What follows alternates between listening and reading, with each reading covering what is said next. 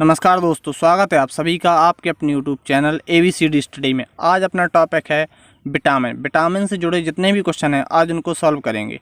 आपका पहला क्वेश्चन है, विटामिन की खोज किसने की? विटामिन की खोज की ल्यूनेन ने और हॉपकिंस ने। ल्यूनेन ने 1881 में तथा इन्होंने 1912 में। विटामिन का जो नामकरण है वो किया है फंक ने, वो उन्होंने किया है 1911 में। विटामिन का अध्ययन विटामिनोलॉजी कहलाता है। विटामिन लघु पोषक तत्व, जैविक नियंत्रक और उपापचय नियंत्रक हैं। विटामिन स्वस्थ नियंत्रक तो हैं परंतु शरीर का निर्माण नहीं करते। शरीर का निर्माण प्रोटीन करता है। सर्वप्रथम ज्ञात विटामिन सी है। सर्वप्रथम आश्रित तथा निष्कर्षित विटामिन बी है। जीवों में अभी तक 20 प्रकार के विटामिनों का पता किया गया है जिन्हें 2 भागों में बांटा गया है। आपका पहला है वसा में घुलनशील विटामिन और दूसरा है जल में घुलनशील विटामिन। वसा में जो घुलनशील विटामिन हैं वो आपके हैं ए, डी, ई, के। वसा में घुलनशील विटामिन वे होते हैं जो हमारे शरीर की वसा कोशिकाओं में जमा होते हैं, जो कि शरीर में कई महीनों तक जमा रहते हैं। दूसरा आपका है जल में घुलनशील विटामिन। जल में घुलनशील विटामिन वे विटामिन होते हैं हमारे शरीर में जमा नहीं होते, जिनको हम अपने दैनिक जीवन में रोज़ लेना होता है, क्योंकि हमारे शरीर में हमारी भोजन की ज़रूरतों को पूरा करने के बाद हमारे शरीर में जो अपशिष्ट पदार्थ बचता है उसको मूत्र के द्वारा बाहर निकाल देता है। अगला आपका आता है विटामिन ए। विटामिन ए का जो रासायनिक नाम है वो है रेटिनॉल। विटामिन ए की खोज मैकुलन ने की। यह पीले लाल कैरोटीनॉइड रंजक द्वारा यकृत द्वारा निर्माण किया जाता है। इसे एंटी इन्फेक्शन विटामिन तथा एंटी कैंसर विटामिन भी कहते हैं। विटामिन ए के समवायी विटामिन A1 को रेटिनॉल कहते हैं, जो दृष्टि के लिए उपयोग होता है। A2 डिहाइड्रो रेटिनॉल कहते हैं इसको, जो इप्थेलियन लाइनिंग ग्रंथियाँ व अश्रु उत्पन्न करने के लिए आवश्यक होता है। विटामिन ए को रोग प्रतिरोध विटामिन भी कहते हैं। दृष्टि के लिए आँखों में रेडोप्सिन का निर्माण होता है। इसकी कमी से रतौंधी, रात्रि में अंधापन जिसे कहते हैं, इसको निक्टोलोपिया भी कहते हैं। जीरोप्थिम A2 की कमी से होता है। अश्रु निर्माण अवरुद्ध हो जाता है। इस रोग में कंजक्शन और कॉर्निया कैरेटिनाइजेशन के कारण कंजक्टिवा और कॉर्निया शुष्क हो जाते हैं। यह संपूर्ण विश्व में बच्चों में अंधेपन का मुख्य कारण है। इसकी कमी से शिशुओं की वृद्धि रुक जाती है। इसके प्राप्ति या स्रोत, इसका सर्वोत्तम स्रोत है गाजर। गाजर खाने से हमारी आँखें स्वस्थ रहती हैं। आपका अगला विटामिन है विटामिन B1। विटामिन B1 का रासायनिक नाम है वो है थायमिन। इसे एंटी बेरीबेरी कारक या एंटी न्यूराइटिक या एन्यूराइन भी कहते हैं। यह बेरीबेरी पेरिफेरल तंत्र का तंत्र, आहार नाल, कार्डियोवेस्कुलम तंत्र को प्रभावित करता है। यह पकाने और बेकिंग सोडा से नष्ट हो जाता है, अर्थात ये विटामिन खाना पकाने में नष्ट हो जाता है। इसकी कमी से होने वाला मुख्य जो रोग है वो है आपका बेरीबेरी। इसके जो प्राप्ति स्रोत हैं, इसका मुख्य स्रोत जो है वो चावल, गेहूँ, अंडे, मछली इत्यादि हैं। बेरीबेरी एक सिंगल शब्द है जिसका अर्थ है अत्यधिक दुर्बलता, और इसकी खोज 1897 में इजमान ने बेरीबेरी रोग का पता लगाया था। बेरीबेरी उन क्षेत्रों में पाया जाता है जहां पॉलिशदार चावल मुख्य प्रमुख खाद्य पदार्थ होते। आपका अगला विटामिन है विटामिन B2। विटामिन B2 का रासायनिक नाम है राइबोफ्लेविन, परंतु इसे विटामिन G या लैक्टोफ्लेविन या पिला एंजाइम भी कहते हैं, और इसकी खोज 1935 में हुई थी। जब इसे दूध से निकाला जाता है तो गहरे पीले रंग का जो पदार्थ होता है उसमें विटामिन B2 की प्रचुर मात्रा होती है। यह FMN FAD निर्माण के लिए आवश्यक है। आंत में पाने वाले सहजीवी जीवाणुओं द्वारा यह संश्लेषित होता है। कमी से होने वाले इसके मुख्य जो रोग हैं वो है किलोसिस, मुंह में होने वाले घाव, छाले, पाचन अनियमितताएं, मानसिक दबाव, पेलाग्रा जैसी आदि बीमारियां हैं। मुंह किनारों से फटना, जीभ का चिकना होना, नीलापन, और इसके जो प्राप्ति के स्रोत हैं वो है गाय का दूध और अंडे, लीवर और ईस्ट, ये इसके मुख्य प्राप्ति स्रोत। आपका जो अगला विटामिन है वो है विटामिन B3 और इसका रासायनिक नाम है पेंटोथेनिक। रासायनिक नाम बहुत ही इम्पोर्टेंट होते हैं और हर एक एग्ज़ाम में आने के ज़्यादा से ज़्यादा इसके चांस रहते हैं। और इसे ईस्ट कारक या फिल्ट्रेट फैक्टर या चिक एंटी डर्मेटाइटिस कारक भी कहा जाता है। इससे कोएंजाइम का निर्माण होता है जो कि कार्बोहाइड्रेट, वसा, प्रोटीन निर्माण में सहायक होता है। यह एसिटाइल कोलिन निर्माण में सहायक होता है। अपना अगला विटामिन है विटामिन B5। इसका रासायनिक नाम जो है वो है नियासिन और निकोटिनिक अम्ल, और इसे एंटी पेलाग्रा कारक या विटामिन PP भी कहा जाता है। नियासिन या निकोटिनिक अम्ल भी इसे कहते हैं। यह NADP के आवश्यक घटक का निर्माण करता है। यह कोलेस्ट्रॉल उत्पादन को रोकता है। कमी द्वारा होने वाले रोग, इसकी कमी से जो भी रोग होते हैं उनको देखते हैं। मानव में पेलाग्रा, कुत्तों में जीभ का काला होना और केनाइन बीमारी, इसकी जो मुख्य बीमारियां हैं वो ये होती हैं। इसके जो मुख्य प्राप्ति के स्रोत हैं वो है वृक्क, लीवर, दूध, ईस्ट, आलू, अंडे इत्यादि इसके मुख्य प्राप्ति के स्रोत हैं। इससे होने वाली एक बीमारी पेलाग्रा होती है। पेलाग्रा एक इटालियन शब्द है जिसका अर्थ होता है खुरदरी त्वचा। पेलाग्रा रोग को 4D सिंड्रोम भी कहते हैं। अगला विटामिन है विटामिन B6। इसका रासायनिक नाम है पायरिडॉक्सिन और इसे एंटीडर्मेटिक कारक भी कहते हैं। यह ट्यूबरकुलोसिस के उपचार में बहुत ही उपयोगी होता है। आंत में पाए जाने वाले सहजीवी जीवाणुओं द्वारा यह संश्लेषित होता है। इसकी कमी से जो भी रोग होते हैं वो है डर्मेटिसिस, रक्त की कमी, सुबह चलने में कठिनाई, एंटीबॉडी संश्लेषण की कमी, और इसके जो मुख्य प्राप्ति के स्रोत हैं वो हैं लीवर, मांस, ईस्ट, अंडे इत्यादि हैं।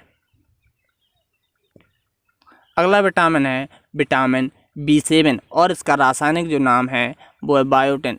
इससे विटामिन H या anti egg white injury factor भी कहते हैं और इसका निर्माण वसा में सहायक होता है। इसके निर्माण में जो वसा है वो सहायक होती है। सल्फर युक्त विटामिन यह होता है। इसकी कमी से जो भी रोग होते हैं वो हैं त्वचा रोग, बालों का झड़ना, कमजोरी इत्यादि। इसके जो मुख्य प्राप्ति के स्रोत हैं वो हैं ईस्ट, फल, अंडे, सब्जी, गेहूँ, चॉकलेट इत्यादि हैं। आपका अगला विटामिन है विटामिन B12। इसे साइनोकोबालेमिन विटामिन इसका रासायनिक नेम है। इससे एनीमिया नाशक कारक या RBC निर्माण कारक भी कहा जाता है।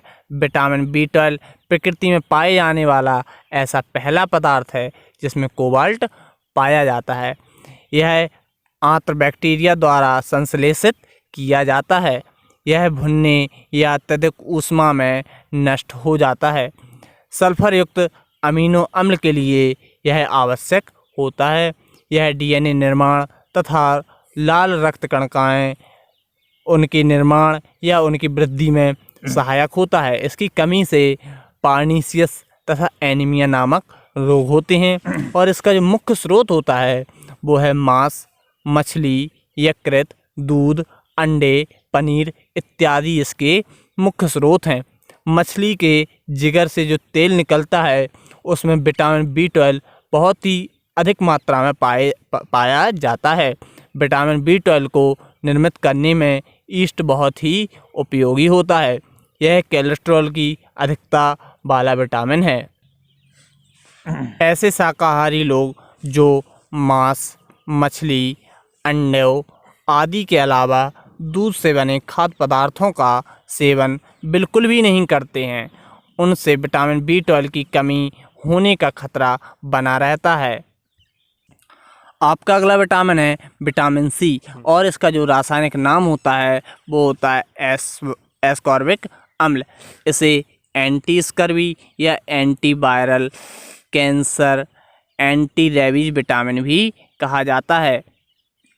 यह सामान्य धड़कन में बहुत ही उपयोगी होता है तथा यह घावों को शीघ्र भरने में उपयोग किया जाता है और हीमोग्लोबिन के निर्माण में भी यह विटामिन सहायक होता है। संयोजी ऊतक के निर्माण में भी यह सहायक होता है। यह ऊष्मा और प्रकाश से नष्ट हो जाता है। इसकी कमी से जो होने वाले मुख्य रोग हैं वो है मसूड़ों एवं दांतों से रक्त निकलना या नेत्र लेंस अपारदर्शी हो जाना, यह इसके मुख्य रोग हैं। और इसकी प्राप्ति के जो मुख्य स्रोत हैं वो है आंवला, टमाटर, संतरा, नींबू, अमरूद, आलू और हरी सब्जियां। मुख्य रूप से खट्टे पदार्थ इसके लिए उपयोगी हैं और खट्टे पदार्थों में यह प्रचुर मात्रा में पाया जाता है। यह जब कटे फलों को अधिक समय तक रखा जाता है तो विटामिन C नष्ट हो जाता है। सर्दी होने पर एस्पिरिन या एंटीबॉडीज़ का उपयोग करते समय ये विटामिन C का उपयोग करते हैं, जिससे उन दवाओं का असर बढ़ जाता है। एक शराबी व्यक्ति के घर में विटामिन C की कमी हो जाती है। आपका अगला विटामिन है विटामिन D, और इसका रासायनिक नाम होता है कैल्सीफेरॉल। इससे साइसान विटामिन और एंटीरिकेटस विटामिन भी कहते हैं। यह पराबैंगनी प्रकाश की उपस्थिति में कोलेस्ट्रॉल से त्वचा का निर्माण करता है। इस समूह में लगभग 10 विटामिन ज्ञात हैं। कैल्सीफेरॉल नामक विटामिन का संश्लेषण जंतु स्वयं अपनी त्वचा कोशिकाओं में करते हैं। यह हड्डियों, दांतों के निर्माण में सहायक होता है।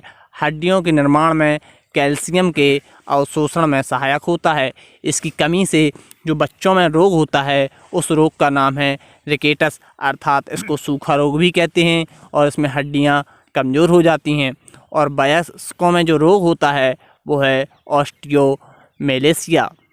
ये वयस्कों में रोग होता है। और इसका जो सबसे अच्छा स्रोत है वो होता है सन से बहुत अच्छा स्रोत इसका हमें प्राप्त होता है।